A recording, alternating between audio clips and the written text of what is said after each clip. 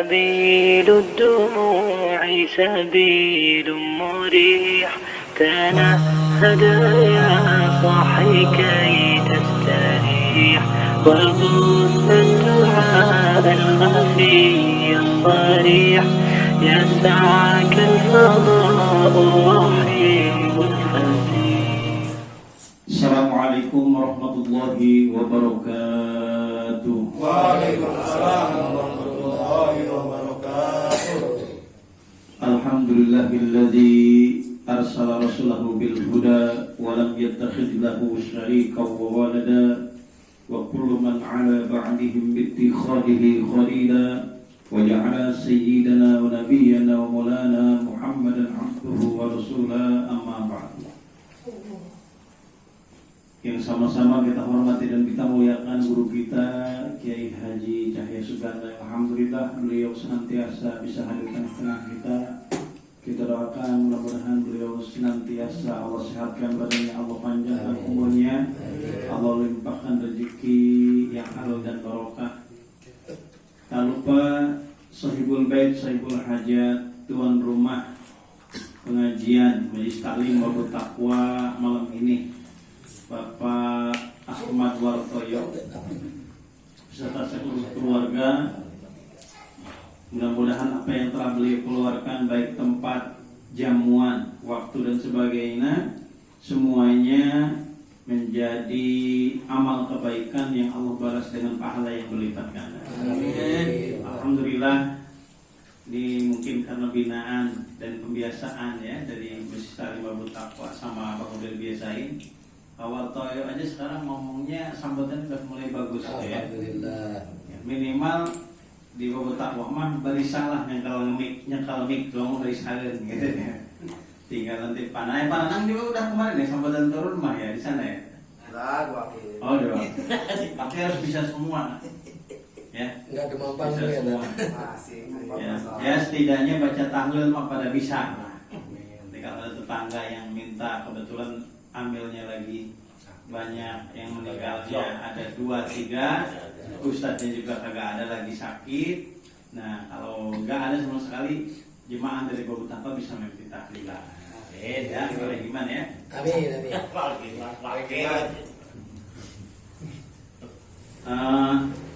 Alhamdulillah kita sudah memasuki bulan Sya'ban.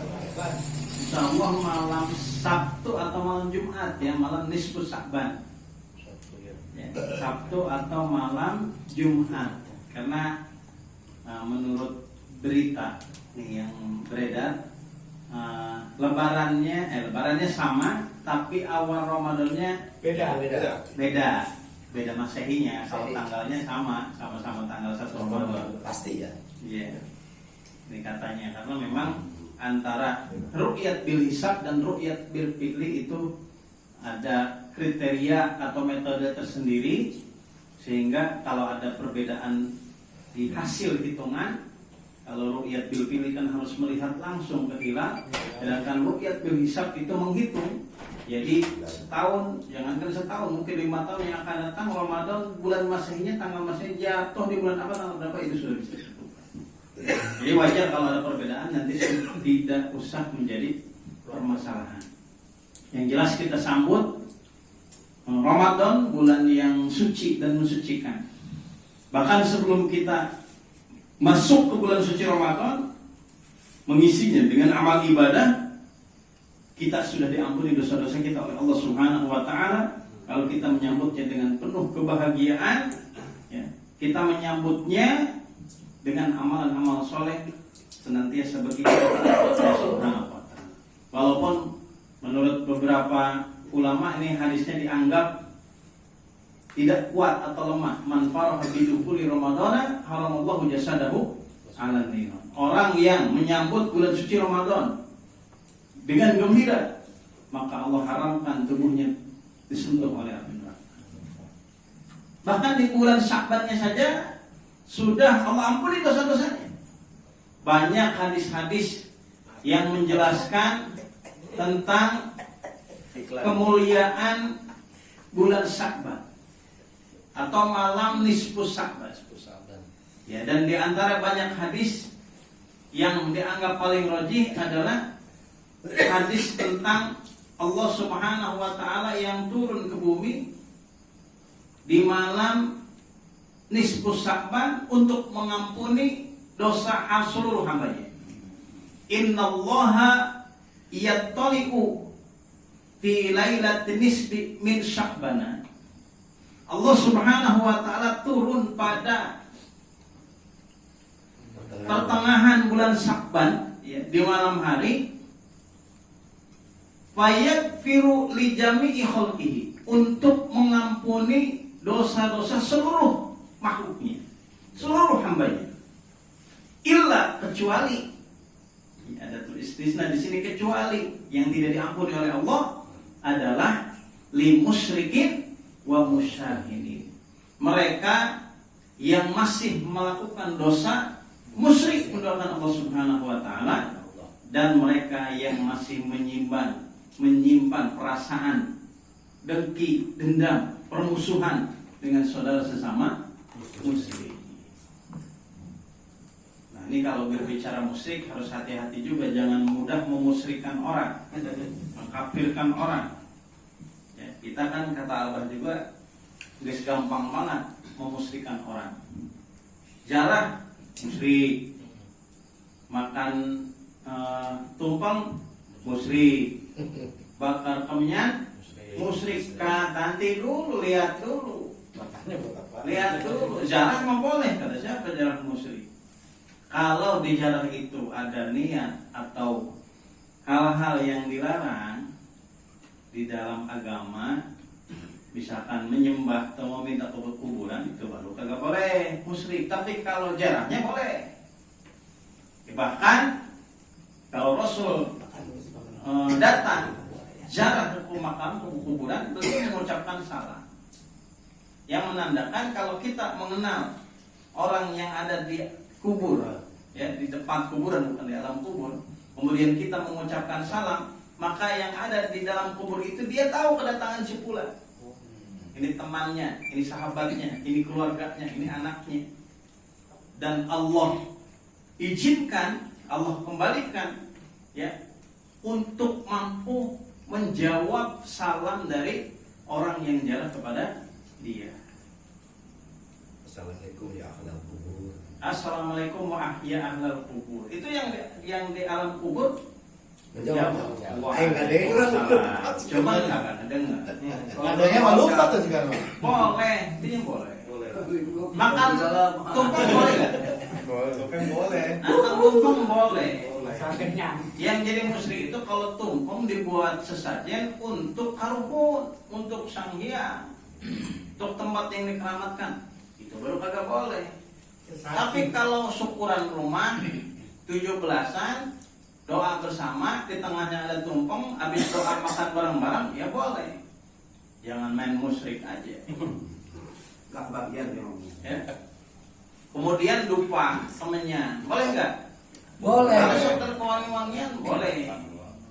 Tapi kalau dianggap dupa itu, kemenyan itu, asapnya bisa mengantarkan doa ke langit, itu yang kagak boleh. Jadi kita harus tahu, harus paham, jangan mudah memusyrikan, membid'ahkan, mengkafirkan sesama musyrik, karena kita nggak tahu niat orang. Kalau mau musyrik mah jangankan tumpeng, jangankan kemenyan, Baca Quran saja. jangankan jarang, baca Quran aja kalau niatnya salah bisa musyrik. Minum air aja, air putih yang jelas-jelas halal bisa musyrik. Kasih kita air 1 gelas putih, bening. Ini air diambil dari sumber mata air, dari sumur yang sumber itu mata airnya tembus sampai ke laut selatan. Bahkan itu langsung tembus ke istananya Ratu Kidul. Kalau diminum hajat apa aja bisa terkabul. Minum nih, boleh kagak? Nah, airnya mah halal, nggak ada air putih bening murni yang haram. Ya, suci. Buat wudhu boleh, buat mandi boleh, apalagi buat minum. Nggak boleh kalau sudah ada embel-embel yang di belakangnya, dan itu diyakini baru nggak boleh. Dan di kita banyak hal-hal seperti itu. Jadi kita harus sebijak mungkin. Makanya di Muhammadiyah, di Nahdlatul Ulama menggagas, bukan penggagas ya, sudah ada di ayat di Al-Qur'annya, cuman membumingkan Islam wasatiyah, Islam yang pertengahan, yang senantiasa berpegang kepada agama Allah, berpegang kepada akidah, kepada syariat, tapi juga bersikap tasamuh, toleran kepada kultur, toleran kepada budaya, toleran kepada sesama muslim yang berbeda pendapat masalah khilafiyah, fikih, dan toleran juga kepada non muslim yang memang beda keyakinan, beda agama. Itu Islam wasatiyah. Tidak merasa diri paling hebat, paling benar, paling ahli surga. Yang anu lain masuk neraka semua yang beda pendapat sama dia. Kan ngeri kalau kayak gitu. Nanti surga sepi, neraka ramai. Mudah-mudahan perkumpulan kita juga perkumpulan yang dirahmati oleh Allah Subhanahu. Amin. Kita bisa menjadi ahli surga ya Allah Subhanahu. Karena kalau kita bergaul dengan orang yang soleh, salah satunya orang yang soleh itu bisa membawa kita ke surga. Sampai ada riwayat, ini ada seorang laki-laki masuk surga. Begitu masuk surga, taruhlah namanya Pak Kopral. Masuk surga, Nggak boleh nggak punya wilayah. atau Fadilah lalu Pak Kopral. Masuk surga, lalu dia nyari-nyari temannya di surga itu. Begitu dicari, ini si Fulan teman saya mana, kagak ada.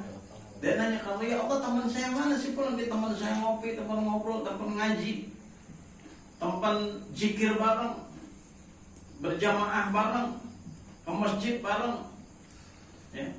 Tapi kok nggak ada, saya ada di sini, teman saya mana ini? Kata Allah, ya orang mah kalau nggak ada di surga berarti di neraka. Nggak boleh masuk. Karena CS-nya, CS-nya dia saling mencintai karena Allah. Rajulani tahaba fillah istama alaihi wa tafarraqa alaihi. Dia mencintai karena Allah dan berpisah karena Allah, bertemu berkumpul dengan karena Allah. Beribadah bersama-sama kepada Allah Subhanahu wa taala. Tapi temannya mungkin melakukan dosa, dia bisa ada di neraka. Kata temannya ini, wah saya kagak betah di sini. Bukan kagak betah ini, seolah nggak sempurna nikmatnya. Kata teman CS saya ini waktu di dunia kagak masuk ke surga. Saya kalau gitu pengen ke sana aja ngeliat teman saya, nggak boleh. Kalau gitu malaikat ambil tuh si Fulan yang ada di neraka, bawa ke sini di surga. Nah, akhirnya diambil. Nah, penghuni neraka yang lain pada nanya ke malaikat, itu si Fulan dibawa ke surga kenapa? Dia mendapatkan syafaat. Syafaat dari siapa? Dari wali? Bukan. Dari ulama? Bukan. Walaupun ada syafaat dari para nabi, ya, dari para wali, para ulama, dia mendapatkan syafaat dari temannya, sahabatnya waktu di dunia. Langsung pada teriak, "Malana minasyafi'in." Wah, kagak ada teman kami yang bisa menjadikan syafaat buat kami, nggak ada siapa. Ya, teman kami preman kami, okem kami, waktu ahli ibadah, asupnya di neraka kami, waktu di surga iya aja, saan di kebawaan. Seandainya kita bergaul, ada teman kita yang ahli ibadah, kita dekat sama dia, walaupun kita diingetin kadang-kadang ngikutin dia, tapi begitu dia ada di surga, bisa membawa sahabatnya ada. Makanya walaupun kata-kata ini seolah-olah kayak bercandaan, tapi ada benernya juga. Bro, kalau nanti lu ada di surga, gua di neraka, ajak gua yang ke surga, itu ada benernya juga. Dan gua tergantung bagaimana persahabatan dia, kasih sayang dia suatu di dunia. Baik, kita lanjut kajian kita, masih surat Al-Baqarah ayat 53. A'udzubillahi minasyaitonir rajim. Wa idz ataina Musal kitaba. Wa idz ataina, dan tatkala kami berikan kepada Musa apa Alkitab kita, maksudnya At-Taurat, kitab Taurat, wal Furqana, dan pembeda. Waknya di situ atfut tafsir, ya, kitab Taurat sebagai pembeda gitu. Bukan kitabnya ada dua, kitab Taurat dan kitab Al-Furqan, bukan. Ya, tapi kitab Taurat sebagai pembeda. Al-Furqan menjadi penjelasan tafsir bagi kalimat Alkitab atau At-Taurat di tafsirnya. Maksudnya al-farqu bainal haqqi wal batili, pembeda antara yang hak dan yang batil, wal halali wal harami, dan pembeda antara yang halal dan yang haram. Disitulah kitab Allah Subhanahu wa taala yang Allah turunkan. Dan dari 104 kitab, ya, inna kutubal munazzilata minas samai ilal ardi arba'atun wa arba'atun. Jumlah keseluruhan kitab-kitab yang Allah turunkan dari langit ke bumi jumlahnya ada 104. Itu termasuk suhuf. Ya, kalau kitab kan ada 4. Zabur, Taurat, Injil, Al-Quran. Plus suhuf yang Allah berikan kepada nabi-nabi dan rasul. Nah, dari 104 itu semuanya majmu'atun fil Quran. Ada termaktub di dalam Al-Quran, terkumpul semuanya tersimpan di dalam Al-Quran. Maka bagi kita umatnya Rasulullah SAW, umat akhir zaman setelah nabi-nabi terdahulu, nabi terakhir yaitu Rasulullah SAW, maka kitab yang berlaku itu Al-Quran. Yang umumnya sama, di antaranya sebagai Al-Furqan, antara menjadi pembeda antara yang hak dan yang batil, antara yang halal dan yang haram. Bahkan kata ulama, inilah yang disebut ihdinas siratal mustaqim, jalan yang lurus itu ini. Kalau kita mau menapak jalan menuju surga, ikuti Al-Quran. Yang di zaman itu, di zaman Nabi Musa, At-Taurat, sebelum ada Al-Quran. Nabi Musa ini ratusan tahun, ya, ratusan tahun jarak hidupnya dengan Rasulullah SAW. Kalau jarak hidup antara Nabi Isa dengan Nabi Musa itu kurang lebih 900 tahun, ya, karena antara Nabi Musa dengan Imran ayahnya Nabi Musa dengan Imran ayahnya Siti Maryam itu 800 tahunan. Berarti kurang lebih 900 tahunan ke Rasulullah SAW. Nah, jarak antara Nabi Muhammad Rasulullah SAW dengan Nabi Isa itu 571 tahun. Karena Rasul lahir di hitungan Masehi tahun 571 Masehi. Berarti sekitar 1200-an ya jaraknya. Bayangin, Rasulullah SAW tidak kuliah, Rasulullah SAW ya tidak privat, belum ada media sosial, tapi beliau bisa menceritakan kejadian yang telah terjadi, bahkan kejadian-kejadian yang dahsyat di masa lalu yang ribuan tahun sebelum Rasulullah SAW dilahirkan. Kekuatan dari mana itu? Itulah mukjizat Al-Quran dari Allah Subhanahu wa taala, bukan kalangan Rasulullah sallallahu alaihi wasallam. Jadi Al-Quran juga sama sebagai pembeda antara yang hak dan yang batil. Dan Al-Quran ini tidak akan surut selamanya. Kalau diturunkan dalam Al-Quran ini haram, maka sampai hari kiamat pun haram. Misalkan di situ yang namanya babi haram, sampai hari kiamat babi haram. Anjing haram, sampai hari kiamat anjing itu akan haram. Ya. Kemudian ada yang halal, maka sampai kapanpun akan menjadi halal, hukum asalnya jadi halal. Ikan halal, tapi kalau ikan angus jadi bau, jadi bangkai, kalau dimakan malah jadi penyakit, ya udah kagak halal lagi. Tapi kayaknya nggak ada yang mau makan. Ya, tidak bisa berubah dan sempurna. Maka kalau kata Abah tadi ada siapa tuh? Ibrahim siapa? Yang murtadin, dia bilang ada sekitar berapa ratus di ayat Al-Quran yang harus direvisi, harus dihilangkan karena nggak sesuai dengan nilai-nilai di kearifan di Nusantara. Itu salah besar. Udah gitu yang ngomongnya dia bukan orang Islam. Dia orang Islam tapi sudah keluar dari Islam. Itu salah besar. Anaknya nangis tuh, Ya. bapaknya balik. Wa in kuntum, ini ditantang oleh Allah SWT. Wa in kuntum fi raibin mimma nazzalna ala abdina fa'tu bisurah min mislihi. Kalau kalian ragu dengan kebenaran yang diturunkan kepada Muhammad Rasulullah SAW, yaitu Al-Quran, fa'tu bisuratin min misli, datangkan satu surat saja yang serupa dengan Al-Quran. Bila perlu, wa'tu syuhada'akum min dunillahi in kuntum. Kalau kamu benar, seluruh tuh orang-orang yang kamu anggap hebat, profesor, doktor, ya orang-orang yang memang ahli di bidang bahasa atau di bidangnya, silahkan suruh membuat hal yang serupa dengan Al-Quran. Jangan banyak-banyak, 30 juz, satu surat saja. Tapi tidak ada yang mampu dari dulu sampai sekarang. Fa illam taf'alu wa lam taf'alu fattaqun nar allati waquduhan nas wal hijarah wa iddat lil kafir. Fa illam taf'alu, kalau kalian tidak mampu, wa lam taf'alu, pasti kagak bakal mampu. Lamun geus teu mampu, sieun atuh ka neraka. Geus teu bisa, teu mampu henteu sieun. Ya. Orang enggak ngerti, orang enggak bisa, malah makin belagu. Itu yang salah.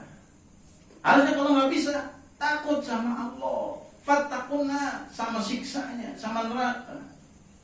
Uiddat lil kafirin, yang Allah sediakan untuk orang-orang yang kafir.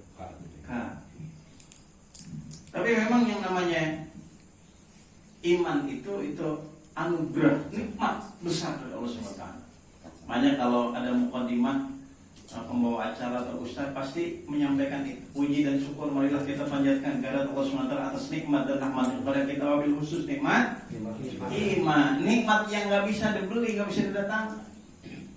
Orang-orang orientalis, orang-orang pintar meneliti Al-Quran, meneliti kebenaran Al-Quran, meneliti kebenaran Islam, dan dia menemukan kebenaran itu, Al-Quran yang berbanding lurus, Al-Quran yang tidak bertentangan dengan ilmu sains.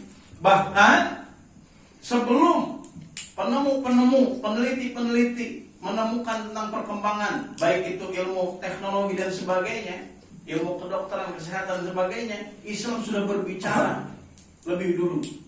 Yang 14 abad yang lalu Islam sudah berbicara. Dan peneliti itu meyakini kebenaran Al-Quran, tapi dia tidak beriman. Maka alhamdulillah nih, ya, kita memberikan anugerah nikmat yang besar. Yang pertama yang utama, nikmat iman, nikmat Islam. Maka jangan sampai nikmat iman, nikmat Islam ini ya luntur dari diri kita, melemah dari diri kita. Walaupun yang namanya iman seperti kita mah pasti kadang naik, kadang turun. Namun naik mah iman, wow, sholat tahajud rajin, sholat subuh rajin, ya, ke masjid waktu encan nepi dan asup setengah jam udah ada di masjid. Kalau lagi naik, tapi kalau lagi turun, waduh, tahajud tunduk, subuh kaburangan, zuhur ketinggalan, asar kehesan, maghrib kecapean, Mati ya. lagi turun, apalagi lagi penyakit futurnya keluar. Ya, lain futur lapar ya, jenuh mau ibadah. Futur sarapan. Lain futur sarapan. La'allakum tahtadun.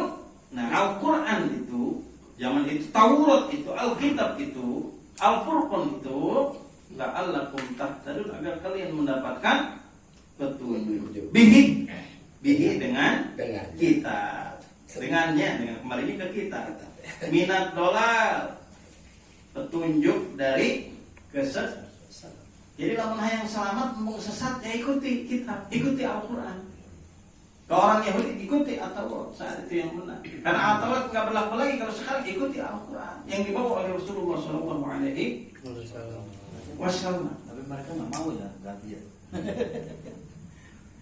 Maka orang yang tidak berpegang kepada Alkitab, Al-Furqan, At-Taurat kepada orang Yahudi dulu, Al-Quran kepada orang Yahudi dan seluruh umat manusia.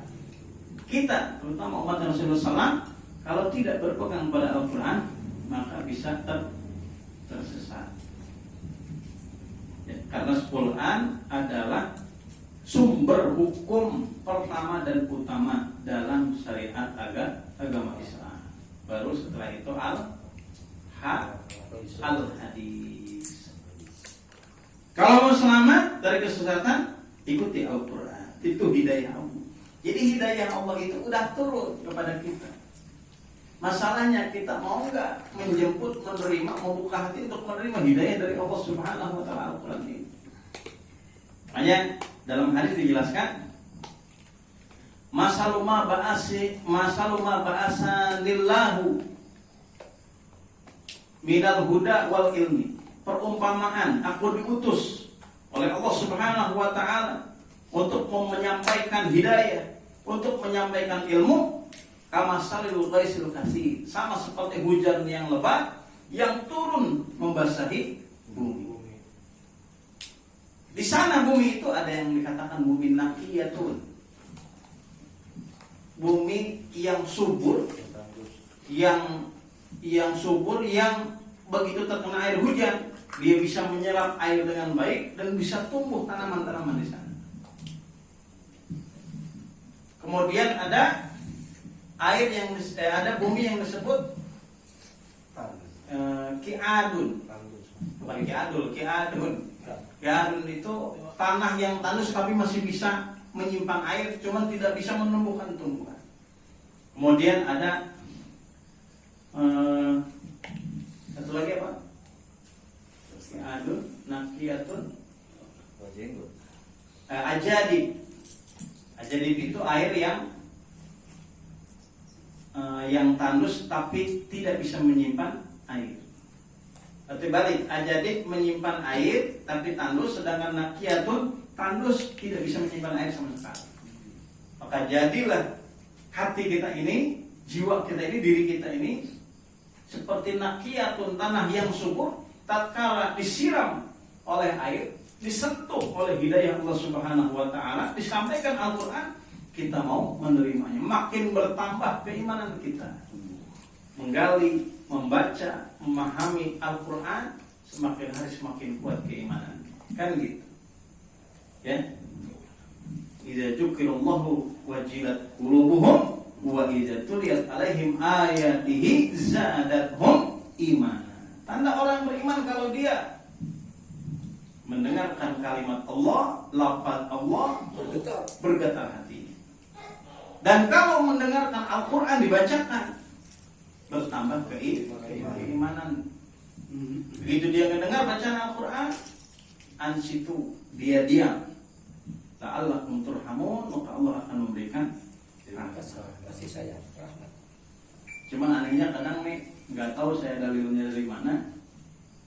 Ada juga di ustadz gitu kadang kalau lagi ceramah baca Quran, kemudian jemaah yang ngedengerin nggak bilang Allah, itu suka marah.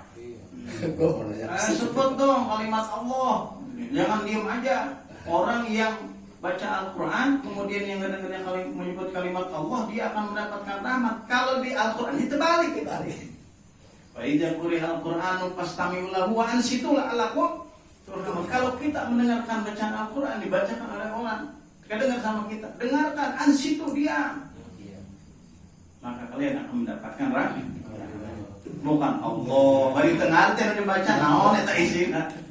Enggak semua nanya dalilnya dari mana karena bertentangan semalam makanya Mu'iddat lil kafirin, untuk orang-orang yang kafir Allah. Orang kafir Allah.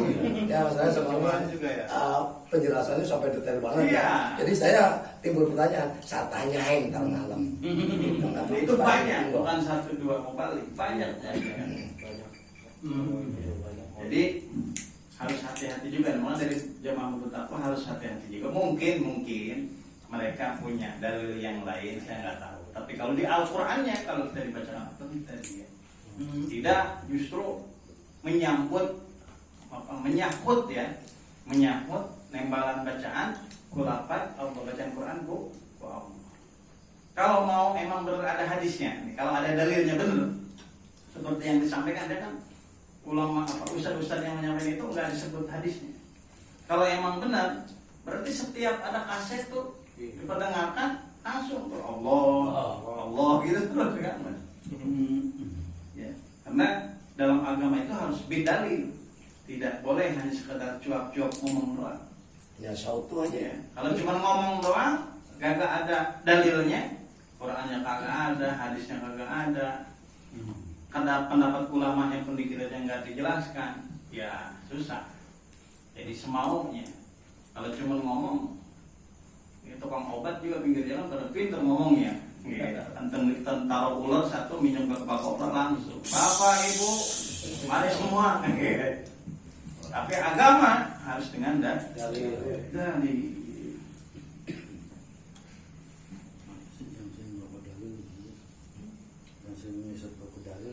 Wa in qala Musa, dan tatkala berkata siapa Musa, Nabi Musa alaihi salam, liqaumihi, kepada kaumnya, wallahu a'lam bishawab, ilahil marji wal ma'ad.